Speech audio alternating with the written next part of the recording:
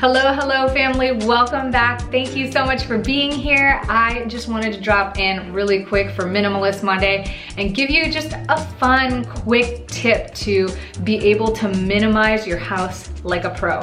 And this is just something that I came up with because I struggle. Like, I still struggle to this day of what to keep, what not to keep. And I really learned so much from this whole moving process. We've been hanging out on a limb for over a month and just kind of waiting to figure out whether or not we wanted to settle down here temporarily or what. And it's obvious that we have. So welcome to my new office. There's no bed in this office. And I was really excited. I wanted to give you guys sort of a furniture like house tour, but it's not all done. Nothing goes as it is planned, and it rarely ever does. So it's gonna take a little bit, but maybe we could do that next week. So what I learned during this move is that we don't need as much as we actually have. Now, the balance point has to do with efficiency and comfort and preference.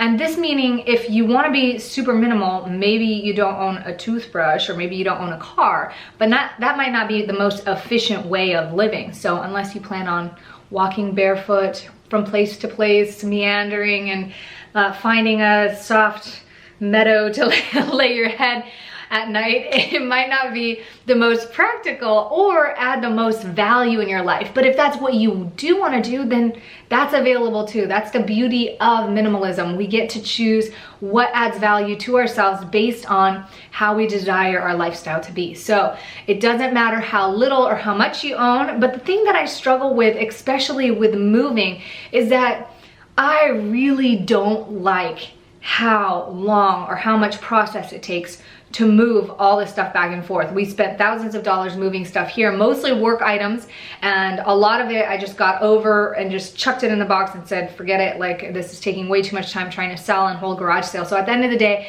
it didn't add enough value in my life to sit here and have to decision make. You know, that contributes to decision fatigue. So sitting here and looking at every item adds more stress, and it all depends on how you look at it. So I got here and I started unpacking. My goal was to leave everything packed in a box and just live without it for as long as possible, but it is obvious that we didn't really need everything that was in the box. And there's certain things that did have to come out. So things sort of just got unpacked.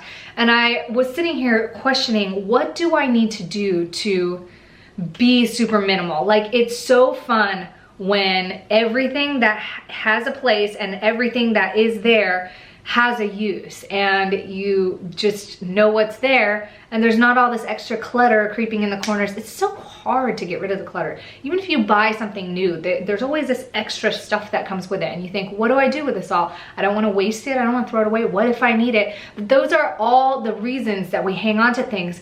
And what I can tell you is that going through this whole move, I realized it is not worth dragging things around just in case or what if. If it comes up, great. If there's something new and shiny and I want to get it, it's better to wait, because there's always going to be something new and shiny that you want, especially if you're not planning on replacing something with it, especially if you have something that fulfills that purpose. For example, oh, I'm not wearing my necklace.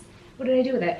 Anyways, I normally wear my necklace, and there's this sweet gal at the yoga teacher training that I'm in right now that sells these amazing gemstone necklaces. They're super simple and pretty, and I'm like, I want to support her, and I love the necklace, but the truth is I have so many necklaces that I like to wear regularly already. I don't need another one. So there's no point in replacing any of those currently. Now, if it was gifted to me, or if I just really felt a huge magnetic pull, of course, I'm not talking about denying those desires or denying what the flow is, but it's also being able to accurately be aware and be honest with yourself. Like, do I really need this right now? Or is it just one of those kind of pulls where, you know, 6 months down the line, you're sitting here saying, oh, I have an excess of necklaces. Whoops, you know? So anyways, enough with the babble. Here is the quickest, most efficient way to minimize your entire house. It's super, super easy. Okay, I want you to sit with me, close your eyes or open it, whatever. Imagine you're going away on a trip for a week, 2 weeks, or let's just say you don't even know when, but you have to leave your home right now. Pick the things that you need to survive and function the most. So going into my closet, I pick out the clothes that I'm going to need over the next 7 to 10 days. This is what works for me.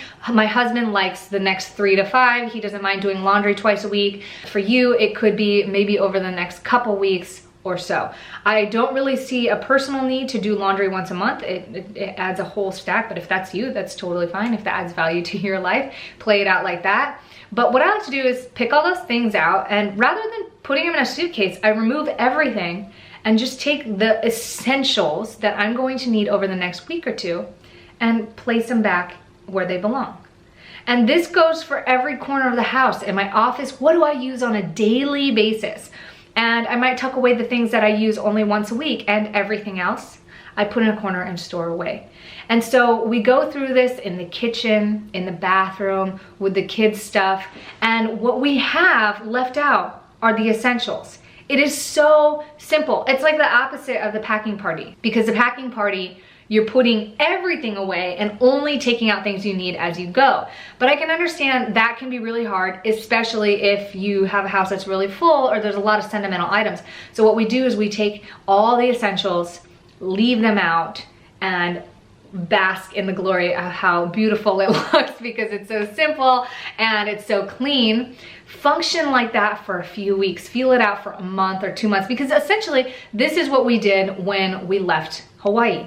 We packed all the stuff that we thought we would need over the course of, we didn't know, it was a week, 2 weeks. We could have been out of a box for a month, and we left everything in the boxes, and the boxes were stacked in storage while we were floating around in California and floating around here in Florida. So what I realized was we really didn't need anything. I unpacked some things like the blankets. I unpacked a couple dishware, and I even unpacked, I think, a couple books for the girls, and maybe some clothes, some more clothes, because we were only working with about 5 to 7 days worth of clothes. So that, after that, everything just stayed in, and all of a sudden I was like, what is even in these boxes? It's been over a month. I don't know what's in them. There are some things that I think I know, but I ended up pulling out like 3 yoga wheels, some yoga blocks, you know, this is some work propping and staging stuff, and a whole bunch of other stuff like a deck of cards and things that I did not remember, even though I only packed them a month ago. Adjust it to yourself and what you feel like is necessary and good for you.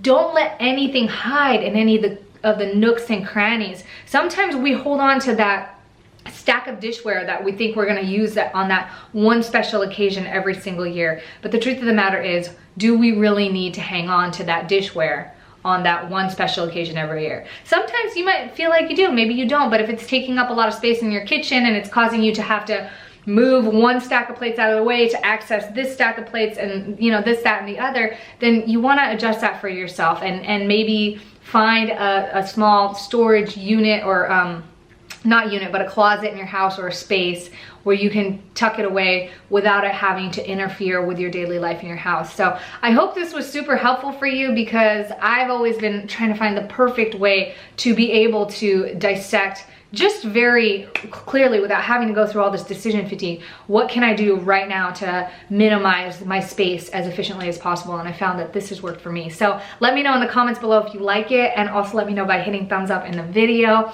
I'm super excited to be on this journey, because finally I'm trying to just set up and settle. This is the first time I actually bought furniture, so this is kind of how things look when it's my way rather than living in houses that are already fully furnished. I'll show you my chair. It's a nice little swivel chair. It's got chrome legs, but I will show you all the furniture and how the house is once it's all completely set up, because we've waited for internet and now we're trying to find curtains and stuff. So this is the first time I'm kind of doing it. I'm horrible at staging, but it's been incredibly fun, and I appreciate you guys just hanging out and sharing your stories and commenting. It's just been really fun getting to know you guys throughout this process. So thank you for being here. I appreciate you. If you've just subscribed recently, welcome to the family. Aloha, and thank you so much. I will see you guys on the next video. Ciao.